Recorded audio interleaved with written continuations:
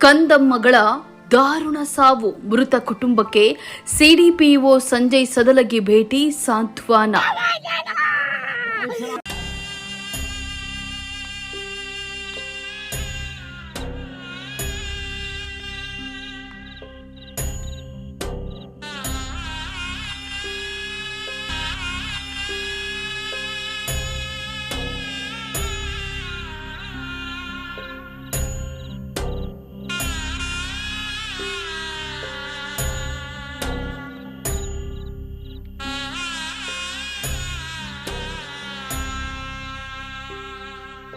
ನಿನ್ನೆ ಅಥಣಿ ತಾಲೂಕಿನ ಸಂಬರ್ಗಿ ಗ್ರಾಮದ ಹಳ್ಳದಲ್ಲಿ ಎತ್ತಿನ ಗಾಡಿ ಪಲ್ಟಿಯಾಗಿ ತಂದೆ ಜೊತೆ ಎತ್ತಿನ ಚಕ್ಕಡಿಯಲ್ಲಿ ರಸ್ತೆ ದಾಟಲು ಹೋಗಿ ನಾಗನೂರ ಪಿಎ ಗ್ರಾಮದ 2 ಪುಟ್ಟ ಕಂದಮ್ಮಗಳು ಉಸಿರು ಚೆಲ್ಲಿವೆ.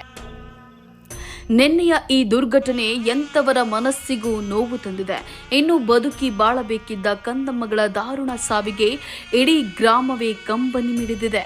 ಈ ಮನ ಕಲುಕುವ ಘಟನೆಯಿಂದ ಗ್ರಾಮದಲ್ಲಿ ಸ್ಮಶಾನ ಮೌನ ಆವರಿಸಿದ್ದು, ಮಾಡದ ತಪ್ಪಿಗೆ ಜೀವ ಬಿಟ್ಟ 2 ಮಕ್ಕಳ ಸಾವು ಕರುಳು ಹಿಂಡುವಂತಿದೆ. ಮೃತ ಕುಟುಂಬಕ್ಕೆ ಕಾಗವಾಡ ಶಿಶು ಅಭಿವೃದ್ಧಿ ಯೋಜನಾಧಿಕಾರಿ ಸಂಜಯ್ ಸದಲಗಿ ಭೇಟಿಯನ್ನು ನೀಡಿ ಕುಟುಂಬಕ್ಕೆ ಸಾಂತ್ವನವನ್ನ ಹೇಳಿದ್ದಾರೆ.